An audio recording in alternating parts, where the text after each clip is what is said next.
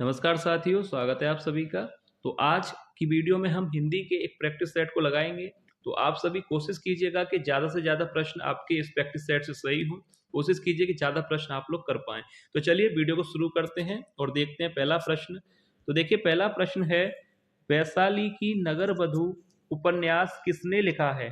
Option A Shivpujan सहाय या option B Chatursen Shastri, सी इलाचंद जोशी या option D Jainendra Kumar. तो देखिए वैशाली की नगर वधु उपन्यास किसने लिखा है? शिवपूजन सहाय ने या चतुरसेन शास्त्री, इलाचंद जोशी ने या जैनेन्द्र कुमार ने।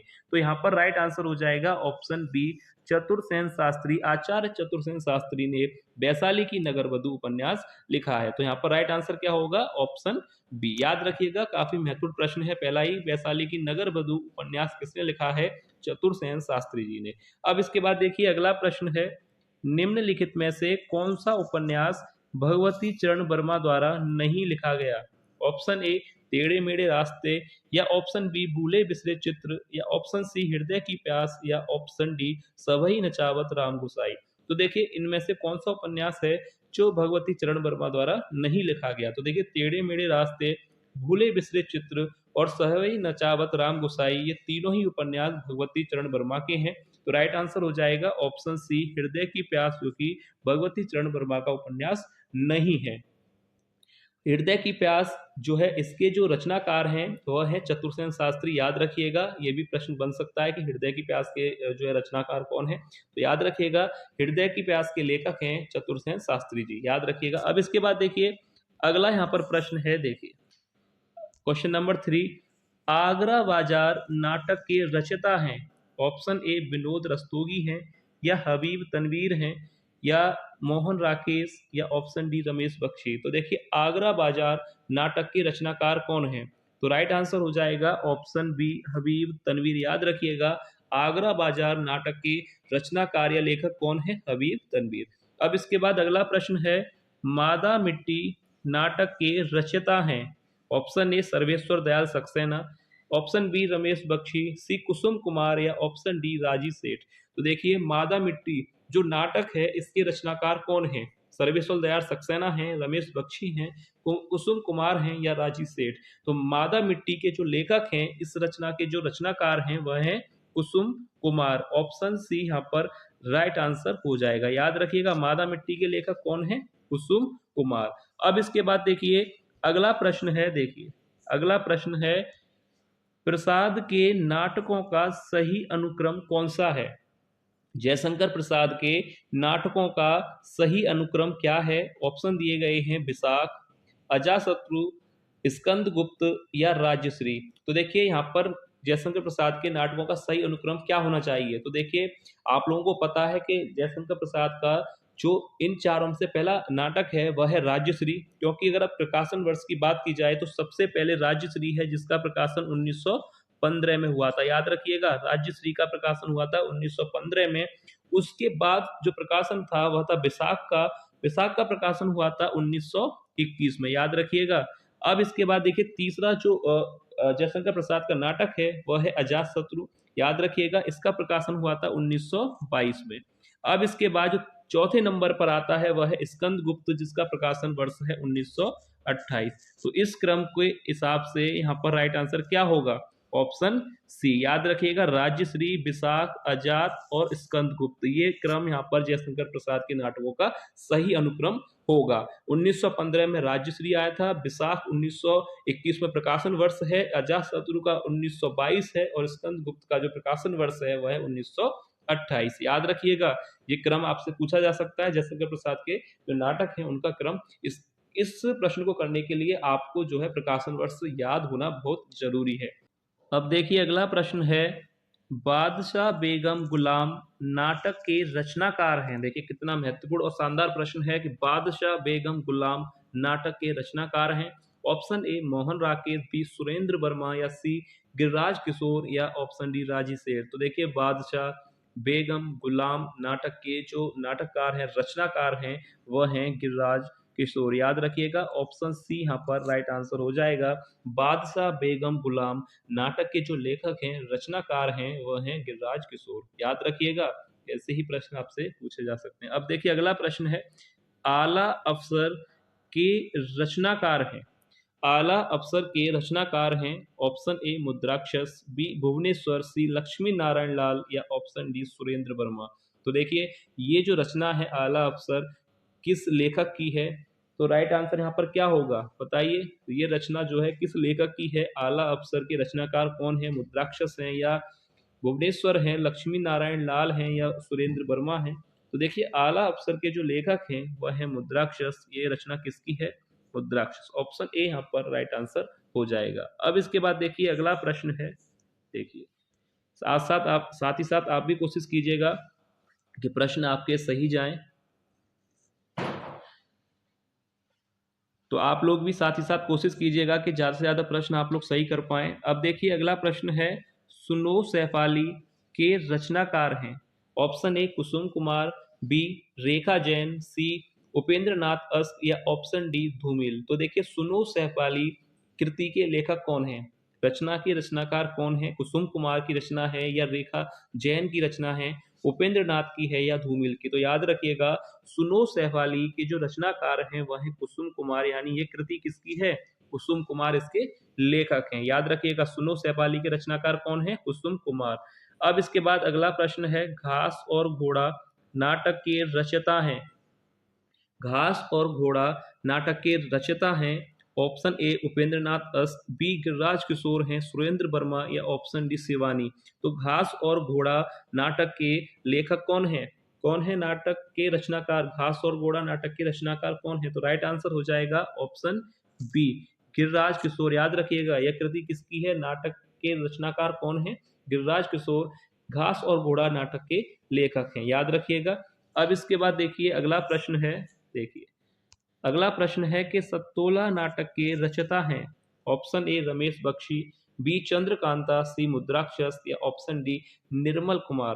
तो देखिए संतोला नाटक के रचनाकार कौन है? राइट आंसर क्या होगा इस प्रश्न का बताइए। संतोला नाटक के रचनाकार कौन है? रमेश बख्शी हैं, चंद्रकांता हैं, मुद्राक्षस हैं या निर्मल वर्मा हैं? तो देखिए इस प्रश्न का जो राइट आंसर है ऑप्शन सी यहाँ पर राइट हो जाएगा। सत्तोला नाटक के जो रचयिता हैं वह है मुद्राक्षस। या जो रचना है वो किसकी है? ये नाटक किसका है? मुद्राक्षस का। अब इसके बाद देखिए अगला प्रश्न आपसे यहाँ पर पूछा गया है। देखिए अगला प्रश्न है कि जैनेन्द्र कुमार के उपन्यासों का सही अनुक्रम कौन सा है? जैनेन्द्र कुमार के उपन्यासों का सही अनुक्रम कौन सा है? अब देखते हैं कौन कौन से उपन्यास दिए गए हैं। तो देखिए उपन्यास हैं त्यागपत्र, कल्याणी, सुखदा और सुनीता। तो जैनेन्द्र कुमार के बारे में अगर आपने पढ़ा होगा, इनकी रचनाओं के बारे में पढ़ा होगा, तो आपको इनके उपन्यास पता होंगे और ये क्रम आपसे सही हो जाएगा। तो देखिए उपन्यास जैनेन्द्र कुमार का सबसे पहला यहाँ पर उपन्यास कौन सा आएगा? त्यागपत्र है या कल्याणी है, सुनीता है या सुखदा? तो देखिए मैं आपको बता दूं यहाँ पर जो राइट आंसर हो जाएगा, यहाँ पर सबसे पहले जो उपन्यास आएगा वह है सुनीता, याद रखिएगा। उसके बाद है त्यागपत्र, फिर आएगा कल्याणी और फिर सुखदा। क्यों? अब इस प्रश्न को हम कैसे कर सकते हैं? हमें इनके प्रकाशन वर्ष पता होना चाहिए। जैसे सुनीता का जो प्रकाशन वर्ष है वो मैं आपको बता दूं 1935 में प्रकाशित हुआ था। इसके बाद अगर बात की जाए त्यागपत्र तो 1937 में, और इसके बाद कल्याणी 1939 में प्रकाशित हुआ था। तो इस क्रम से आप अंदाजा लगा सकते हैं कि यहाँ पर कौन सा विकल्प सही होगा। 35, फिर 1937, फिर 1939। तो यहाँ पर राइट आंसर क्या हो जाएगा? ऑप्शन बी यहाँ पर बिल्कुल सही आंसर होगा। सुनीता सबसे पहले, फिर त्यागपत्र, फिर कल्याणी और फिर सुखदा। राइट आंसर यहाँ पर हो जाएगा ऑप्शन बी। इनके प्रकाशन वर्ष के आधार पर आप इस प्रश्न को कर सकते हैं। अब इसके बाद देखिए अगला प्रश्न है। देखिए अगला प्रश्न आपसे पूछा है कि भूषण की कविता का प्रधान स्वर है। ऑप्शन ए व्यंग्यात्मक, प्रशस्तिपरक, श्रृंगारिक या कारुणिक। तो देखिए भूषण जी की जो कविता है उनका प्रधान स्वर क्या है? सरल प्रश्न है। ऑप्शन यहाँ पर राइट कौन सा होगा? बी प्रशस्तिपरक। याद रखिएगा क्योंकि जिन्होंने की जो रचना है उस रचनाओं में इन्होंने शिवाजी की भी प्रशंसा की है, छत्रसाल की भी प्रशंसा की है। तो इनकी जो कविता का प्रधान स्वर है वह है प्रशस्तिपरक। अब इसके बाद देखिए अगला प्रश्न है। देखिए एक और शानदार महत्वपूर्ण प्रश्न है, कवि कालिदास के जीवन पर आधारित नाटक है। काफी अच्छा प्रश्न है परीक्षा के लिए।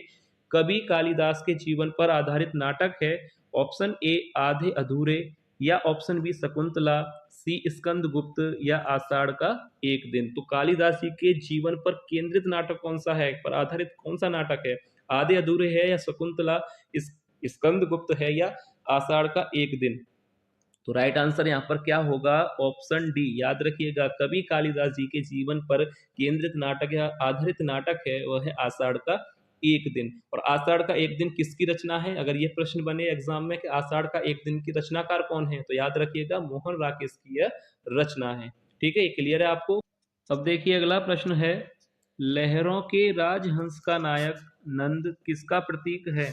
ऑप्शन ए संशयशील मानव का प्रतीक, या ऑप्शन बी सामाजिक व्यक्ति का, सी राजनैतिक व्यक्ति का प्रतीक, या ऑप्शन डी धर्म का प्रतीक। तो देखिए लहरों के राजहंस का नायक नंद किसका प्रतीक है? तो पहले तो आपको ये क्लियर होना चाहिए कि लहरों के राजहंस के लेखक कौन हैं। तो याद रखिए लहरों के राजहंस के जो लेखक हैं वह है मोहन राकेश, और लहरों के राजहंस एक नाटक है। तो याद रखिएगा लहरों के राजहंस नाटक के लेखक कौन है? मोहन राकेश। अब इसके बाद प्रश्न बनता है कि लहरों के राजहंस का जो नायक है नंद, वह किसका प्रतीक है? तो इसके लिए सबसे पहले आपको लहरों के राजहंस जो नाटक है उसके बारे में पढ़ना होगा।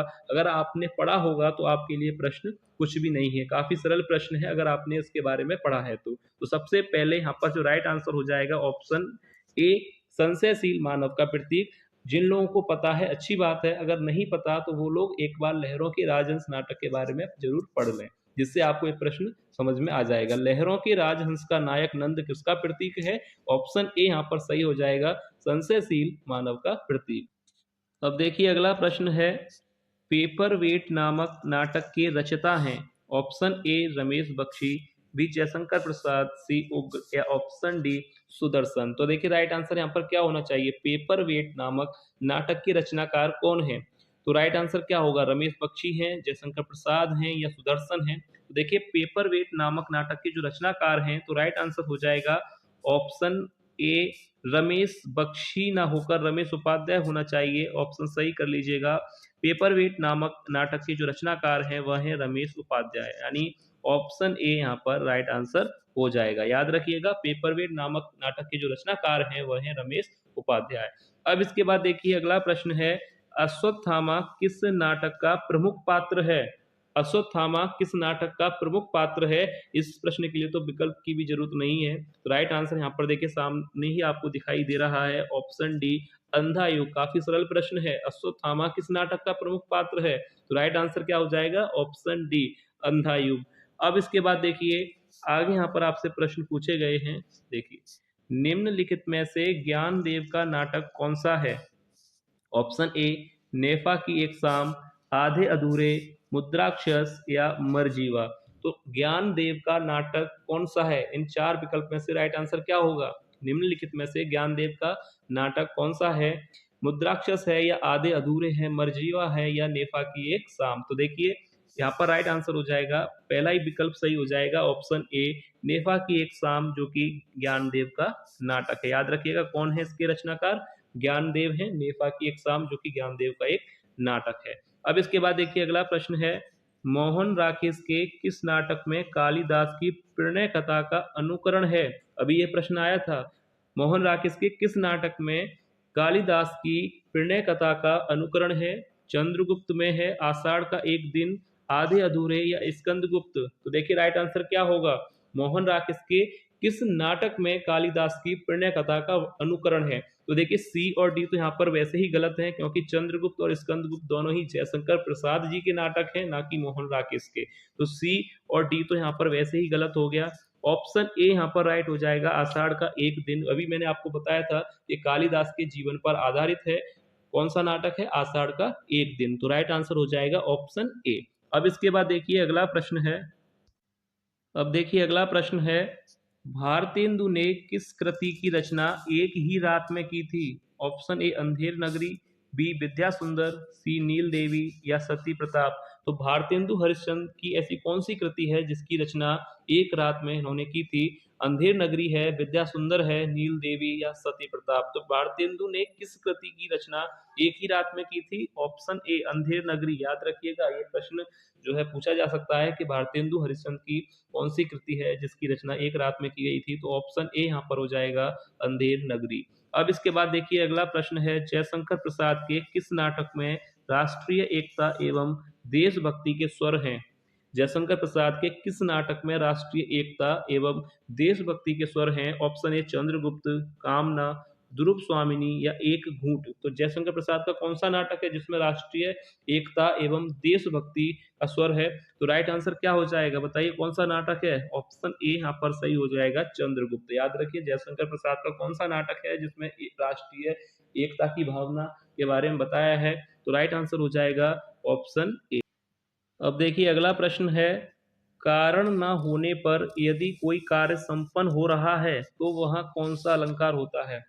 ऑप्शन ए भ्रांति, प्रतीप, विरोधाभास या विभावना। तो बताइए कौन सा अलंकार होना चाहिए कि जहां पर कारण का अभाव है फिर भी कार्य संपन्न हो रहा है, तो वहां पर कौन सा अलंकार होता है? याद रखिए ऑप्शन डी विभावना। यहाँ पर राइट आंसर हो जाएगा विभावना। जहां पर कारण जो है ना होने पर भी यदि कार्य संपन्न हो रहा है तो वहां पे कौन सा अलंकार होता है? विभावना अलंकार। याद रखिएगा जहां पर कारण का अभाव हो फिर भी कार्य संपन्न हो रहा हो तो वहां पर विभावना अलंकार होता है। अब इसके बाद देखिए अगला प्रश्न है कि काव्य में अनावश्यक शब्दों का प्रयोग कहलाता है। बताइए काव्य में अनावश्यक शब्दों का प्रयोग कहलाता है, तो राइट आंसर क्या होगा? देखिए ऑप्शन दे रखे हैं ए बी सी डी। यहाँ पर राइट आंसर क्या होगा? काव्य में अनावश्यक शब्दों का प्रयोग कहलाता है असंगति। ऑप्शन डी यहाँ पर राइट आंसर हो जाएगा। अब इसके बाद देखिए आगे यहाँ पर प्रश्न जो आपसे पूछा गया है, सर्वप्रथम नायक नायिका भेद किस ग्रंथ में हुआ? सर्वप्रथम नायक नायिका भेद किस ग्रंथ में हुआ? ऑप्शन ए काव्य अलंकार, नाट्यशास्त्र या काव्यदर्श या साहित्य दर्पण। तो सर्वप्रथम नायक नायिका भेद किस ग्रंथ में हुआ था? राइट आंसर क्या हो जाएगा? ऑप्शन बी नाट्यशास्त्र में। याद रखिएगा। अब इसके बाद अगला प्रश्न है, प्रयाण रस की महत्ता सर्वप्रथम किसने स्वीकार की? विश्वनाथ ने, जगन्नाथ ने, रुद्रट ने या उद्भट ने? प्रयाण रस की महत्ता सर्वप्रथम किसने स्वीकार की थी? Option C Rudrata. अब इसके बाद देखिए आगे यहाँ पर आपसे प्रश्न पूछा गया है। देखिए प्रश्न है कि ध्वन्यालोक के रचयिता कौन है? पतंजलि हैं या वामन हैं, आनंदवर्धन हैं या विश्वनाथ हैं? तो देखिए राइट आंसर क्या हो जाएगा? कौन है इसके रचनाकार? आनंदवर्धन। ऑप्शन सी यहाँ पर राइट आंसर हो जाएगा। याद रखिएगा ध्वन्यालोक के जो रचनाकार हैं वह हैं आनंदवर्धन।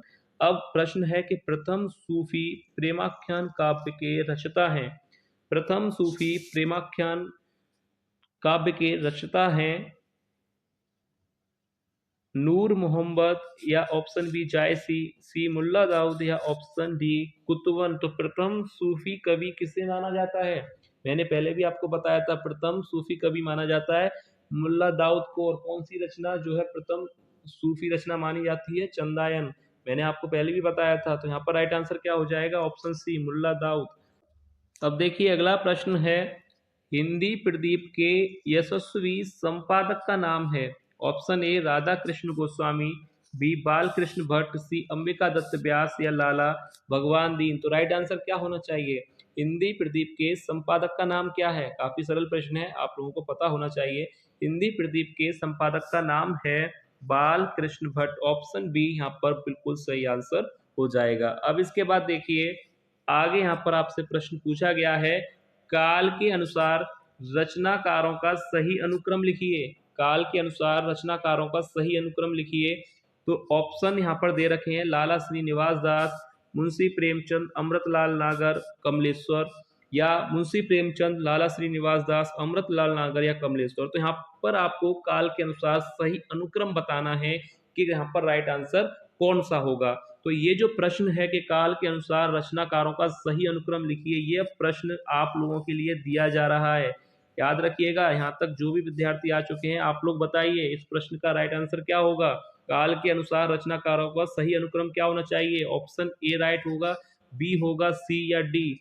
जो भी राइट आंसर होगा आप लोग कमेंट करके बताइएगा कि इस प्रश्न का सही अनुक्रम क्या होना चाहिए। याद रखिएगा यह प्रश्न आप लोगों के लिए दिया जा रहा है।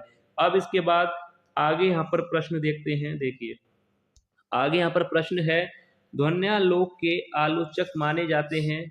ऑप्शन ए विश्वनाथ, अभिनव गुप्त, भट्टतोत या मंबट। तो देखिए ध्वन्यालोक के आलोचक माने जाते हैं, राइट आंसर हो जाएगा ऑप्शन बी अभिनव गुप्त। याद रखिए ऑप्शन बी यहाँ पर सही हो जाएगा। ध्वन्यालोक के आलोचक माने जाते हैं अभिनव गुप्त। अब अगला प्रश्न है जो कि वीडियो का लास्ट प्रश्न है कि ध्वन्यालोक की टीका का क्या नाम है। ऑप्शन ए काव्य मीमांसा, लोचन, काव्य अलंकार या साहित्य दर्पण। तो देखिए ध्वन्यालोक की टीका का क्या नाम है। अभी मैंने आपको पहले प्रश्न बताया था कि ध्वन्यालोक के रचनाकार कौन है, तो याद रखिए आनंद वर्धन है और इस पर लिखी गई टीकाएं दो थी, जिसका नाम था चंद्रिका और लोचन, और वर्तमान में अभी जो उपलब्ध है वह है लोचन। तो राइट आंसर हो जाएगा ऑप्शन बी लोचन। तो यहाँ पर जो विकल्प दिए गए हैं इसके हिसाब से राइट आंसर हो जाएगा लोचन, जो कि ध्वन्यालोक की टीका का नाम है। याद रखिएगा राइट आंसर हो जाएगा ऑप्शन बी।